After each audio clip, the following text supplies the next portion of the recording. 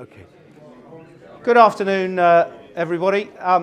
We're going to move on, following your fantastic auction and all those bargains you've secured, move on to another session featuring myself, Justin Smith, Professor of Cinema and Television History at De Montfort University, and my very good associate, whom will be very well known to many of you as a film collector and as a devotee of saving vulnerable film, John Franklin.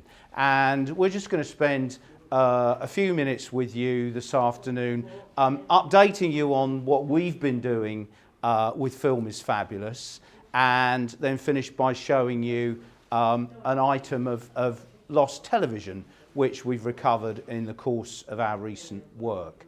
So I hope you're up for that and interested for that. John and I are going to take a seat and have a bit of conversation, and then there'll be an opportunity after our screening for any questions and discussion you might want to have. Okay? John. Thank you, Justin. So it was in summer of 2023 that John first approached me in Leicester and asked me whether De Montfort University would be interested in supporting a screening event at our independent cinema, the Phoenix Cinema and Arts Centre in Leicester, with whom we work very closely. And I said, well, tell me more. What do you want to do? And he was quite plain in saying, well, I'm really concerned that film collections held in private hands are being lost. They're being lost because, sadly, we've lost a number of dear friends and colleagues in our community. And often when that happens, families themselves are at a loss as to know what to do with films, the film collections their loved ones have amassed over many years. And you will recognise that, and you will understand that, being film collectors. And John said, I want to do something about this. Let's hold an event at the Phoenix and let's see if we can do two things. Just raise the issue to start with, because it is an issue that faces our whole community. And secondly, maybe we can give some advice in a polite way that, well, maybe if you've not made arrangements in terms of your will about what might happen to your collections, you might think about doing that and just making a few notes and going to the solicitor and organising that. And so that's where it kicked off, and perhaps some of you in the room came to Leicester because it was a great event, and that was on the 29th of October last year. Well, since then, it was very clear as a result of that John, I'm delighted to say, was onto something, which has proved to be a very real need within the community, and one which De Montfort University is very happy to be an active partner in, which is to do what we can in a small way, in a voluntary capacity, to help save film collections. Not to acquire them for ourselves, not to make any money out of it, but simply to safeguard for the collecting community collections that are at risk. So, John, it's been a busy year. Where have we got to? What are the main developments as you see it from that original idea that you had in 2023? That's a very good question. Okay, well, first of all, it wasn't just my idea, and so I do think it's important to say that there were a number of people involved in the sort of genesis stage. And I'll go back to the actual circumstances very quickly that led to the event at the Phoenix, which was I was being contacted with people in my area, because I live in Leicester, right in the middle of the country, particularly in the period around and just after COVID, where I'd get a call, hi, it's such and such, Dad's died, what should we do with his films? And of course, there was nothing, there was no structure in any way to try and organise how you should go in and try to manage those films, help the family to manage the films, because of course in the main, the family's priority was settle the estate, clear the property, sell the house, and then move on with their lives. And very often that was complicated because a lot of the elderly collectors didn't actually have, well, first of all, they didn't have lists of their films. It was very disparate. And many of them didn't actually even have wills. So there was no instruction as to what should happen with the estate. And I ended up getting involved in quite a number of different situations, including people who were famed film directors. And I've made films in the 60s and 70s, won't mention their names, but their films literally ended up in the skip outside the house because the priority for the family or the person who inherited the responsibility of dealing with this estate was, right, okay, the house is worth X thousand. That's where the priority is. All this junk, literally treated the film as junk, can go. So when we actually staged the initial event in Leicester, the idea was to give some advice, and the advice was, look, we can create a list of the films that you have, put a codicil in your will, which will then allow you to give very clear instructions as to what you want to happen with your films. I'm not saying give them to me or anyone, but you decide, and we can help you. We've got people that can give you some advice how it could be done. And in the aftermath of the event, and this is why I mentioned there were a lot of people involved in this process, we did a lot of communication with people that were present. We had 156 attendees at the event, people coming from all different backgrounds, film collecting, television production, the film industry, archival people, solicitors, all saying it's a great idea. This is a fantastic idea. But the reality is, when I went back and spoke to everyone in January, no one had created a list. No one had done anything. So I think we realized that if something was going to be done to stop these films being lost, we, as volunteers, would have to do something. And really that's been the sort of thing that's happened as the main thrust since the event last year. The fact of the matter is, I don't think we really knew exactly what needed to be done, because of course every set of circumstances, like every film collection, is different.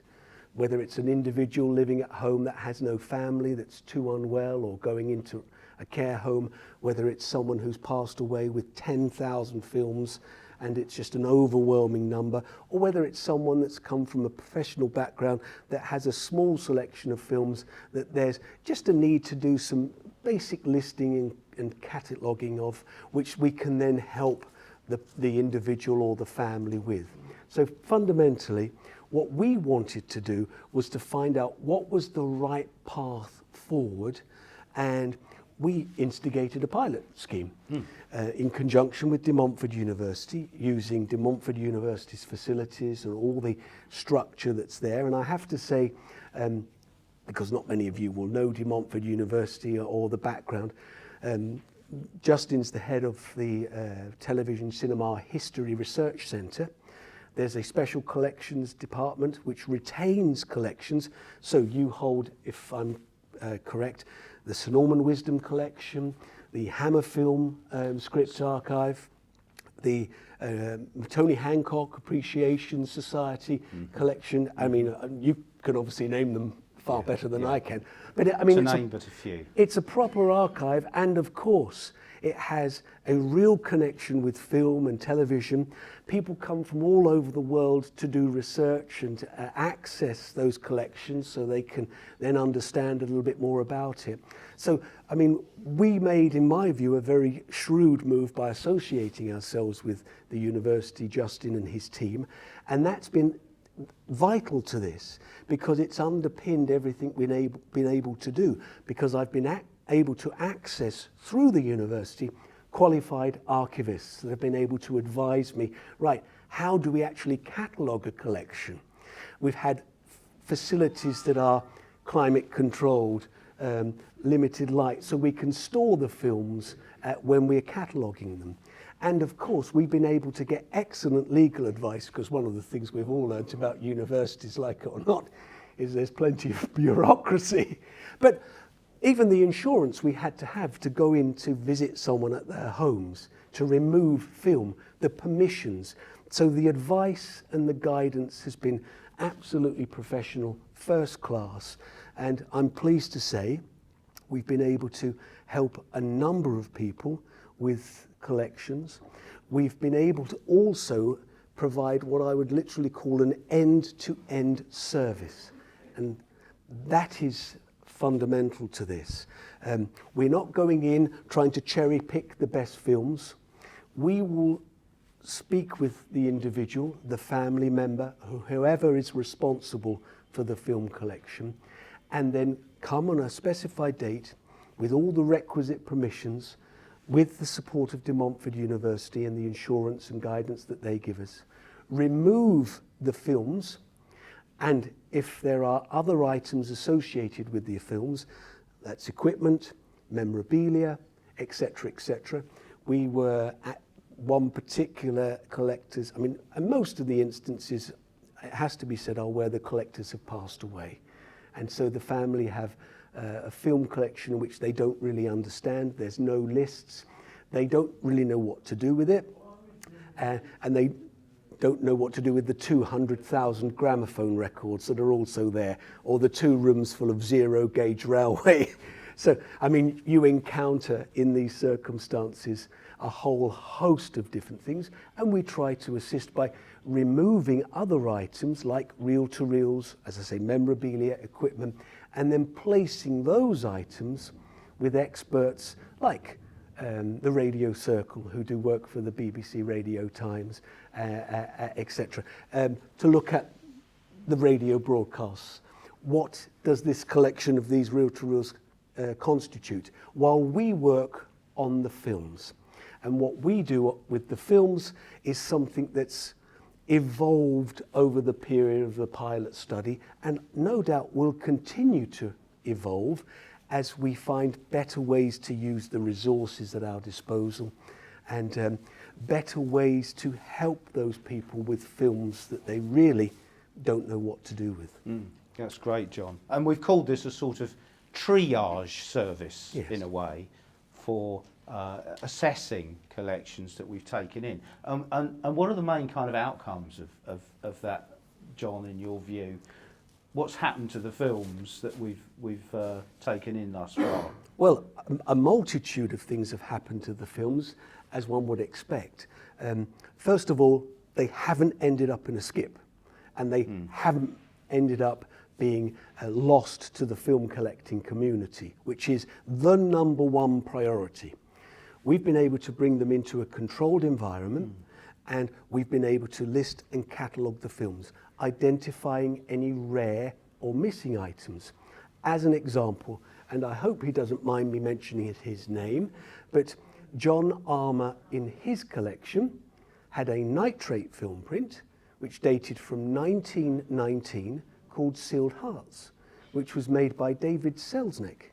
That is the only copy of a very important film in the world, which we were able, through our connections, to now get back to the George Eastman Museum in New York, Rochester, New York. It's being preserved. It will be scanned and will be screened to an audience. So that is, for me, one of the most fantastic things to have happened within a relatively short period of time. But of course, that's just one single film out of thousands that we've dealt with. The majority are catalogued, where we collect as much information about the film as we can, ranging from the condition to the age, the content, the gauge. And at the end, we determine, with consent from the owner, the family, the estate, whatever it might be, the best place for that film. So, for example, we've actually donated rare and missing items of television back to the BBC. We've actually tried to donate some other items back to other people, but they don't want them, which is another issue which we'll come on to, I'm sure. But we've also been able to take the vast majority of the films that have been in the collection to lodge them with a specialist auction house on behalf of the family. We've charged no fee for this service, and the way we've been able to fund it is by applying for funds and grants through De Montfort University. So none of us have been paid. It's all been done on a voluntary basis, and the costs that we've incurred as professional costs have been secured through Justin and his team, and I thank him for that most humbly. And at the end, when the films go to a specialist auction house, they are sold to a global market.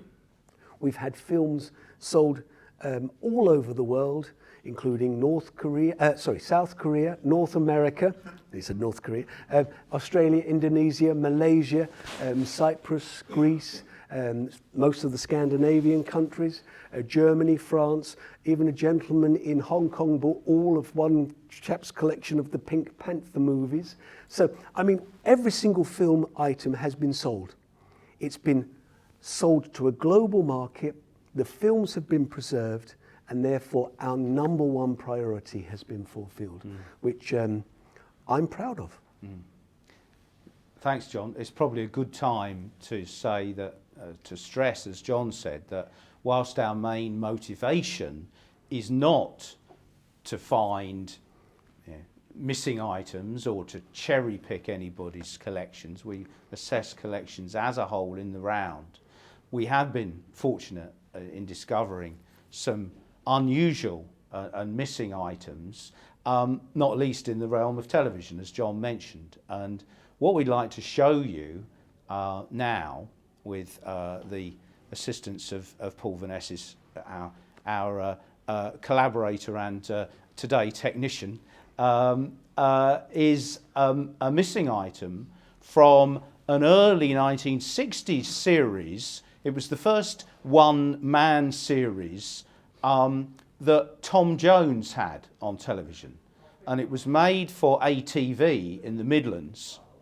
But it was actually, although it wasn't shown across the whole ITV network, it had 2 pages in the TV Times, when a double spread, when it was first screened, the first series in 1966 and the second series in 1967. Weekly show, half-an-hour episodes. And what was unusual, certainly by today's standards, was it was Tom simply singing. Orchestrated with dancers, choreographed, and situations created around him and around the songs. And the second series, which we're going to show you extracts from the first episode of, was themed around particular concepts.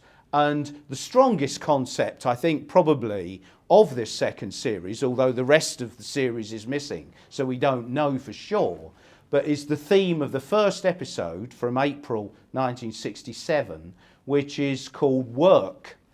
And I think it's particularly appropriate for Tom Jones at that period in his career, because much was made of 2 things. The fact that Tom Jones' Welsh roots was from a working class family, and his background in the colliery and steel industries of South Wales, the valleys. And the other was his first love as a singer, which was the blues.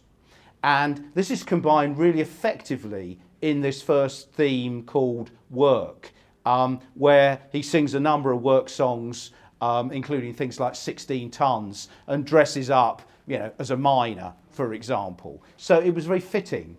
We don't know about the later episodes in the series, but they were called things like Mysteries and Adventure, and From the 20s to the 60s, and Night and Day as well. Those were themes of some of the other episodes. But this one's called Work. So Paul's very kindly put together a little package for us, and we're going to have a little look at a UK first of this missing item from the Tom Jones series in 1967. Thank you. We'll just move the chairs, Justin, I think. Thank you very much. And what we should say about examples such as that show is when we do find something that is genuinely missing from the television archives and from the official archives, we do our best to get in touch with the broadcasters, with the copyright holders, and as in the case here with Tom Jones, you will have noticed, of course, a rarity today, or this weekend, is that was a digital projection. We've had the film item scanned, and that's very important. It's important in terms of returning the original, if they'll take it to the copyright holders, if not, lodging a digital copy with them. But it's also important because one of our other aims, John, is to get this material shown, isn't it, in public? Would you like to say more about that? I was just going to say a couple of things about that particular episode. We announced it as a find on our website, and I think within 48 hours Tom Jones's representatives had contacted us asking if they could have a copy, and so had Maxine Brown's representatives, and Maxine actually sent me a fantastic message because she was an American soul singer. She explained to me it was her first time ever being in the UK, and I got a whole sort of potted history about her life and singing around about that time. So it's culturally it's very important, and of course it affects people's lives. I didn't see it first time round. But fundamentally, I'm pleased that I've had the chance to see it the second or whatever time round this is, because it hasn't been screened since 1967. And if we hadn't have intervened, the likelihood is that item, along with other items, a copy of Eric Sykes from 1961, a copy of a drama show called Mogul, which was also called The Troubleshooters from 1966, and I could go on and on and on, would literally have been thrown into a skip. And that's part of my culture, that's part of our shared culture, and I think that's something that's worth saving. Sorry. Not at all, John, absolutely. So look, where do we go next? Where does Film is Fabulous go next? What does the future hold? Well, I'm going home to Leicester. Well, yes, we're both going to do that, but yes. Apart from that, I think there's going to be an opportunity for us to look at all the data that we've collected. Where are the films that we've actually been asked to look for coming from? Predominantly private collectors, although there are an increasing number of people that are industry professionals. I've been contacted recently because we had a feature on Film is Fabulous in the BBC's Pensioners Association broadsheet. And that's quite interesting because these are people that are former editors, producers, even presenters with items in their private collections that they're now unfortunately unable to maintain themselves, and the family think that we should find new homes for those. And then I think what we basically got to do is try to find a way of having sufficient resources to deal with the demand, because I mean we've had to be prioritizing things in terms of its vulnerability. I had a message from a family yesterday. The father had passed away on Monday. Can we come and collect? And there's a picture of piles of films next week because they're clearing the house. So of course, if I know something is literally in that state of vulnerability, we'll move heaven and earth to go and collect those films, and other things which might have perhaps more interesting and more intriguing items, I don't know, have to wait because I know they are secure and therefore are less likely to be thrown away. So having sufficient resources is obviously going to be key to the way forward, simply because we were offered a collection of films from a deceased collector, and there was more than 10,000 films.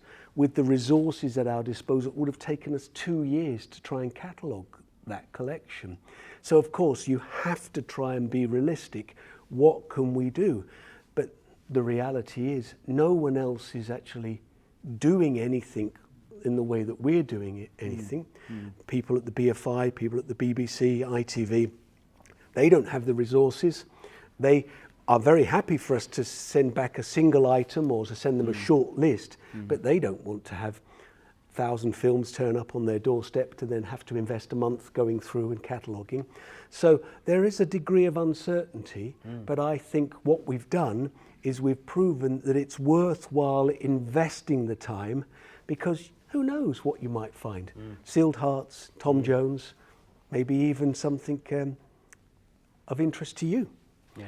And I do have a question that I would like to ask, and perhaps now's as good a time to Please, I was just going to say it's time to think. Is it? Well, there you go. For questions, so you can start the questions, John. Well, again, I'm not looking for people to give me any detailed answers, but I mean, a show of hands would be, how many of you have actually made provision, whether it's a list, an instructions or something, for the films in your collections? Just a show of hands. If you've made provision for the films in your collections, put your hands up, please. Right, so how many of you are now going to go away and think about making a list of your films and actually doing something that might safeguard the films in the future? If you're thinking about it now, put we've got one. So Simon. Yeah, so, several. I'm starting to make a list, but I keep failing to finish. Of course, and we're all, dare I say, as guilty as one another doing that. That's what I said. Everyone that came along to last year's event thought it was a brilliant idea, but no one had done anything. So, that had any TV origin kaleidoscope have taken them. well, I'm pleased to hear that you're dealing with Kaleidoscope. So, I'm going to put some business cards on the table, and if anyone thinks they might be interested in just sending me an email to talk about ways we can give you some advice and possibly help in the future, it's there. No fee, nothing involved in terms of charges. It's all to try and save those films which you might enjoy now and future generations might be able to enjoy when you're gone. It's that simple.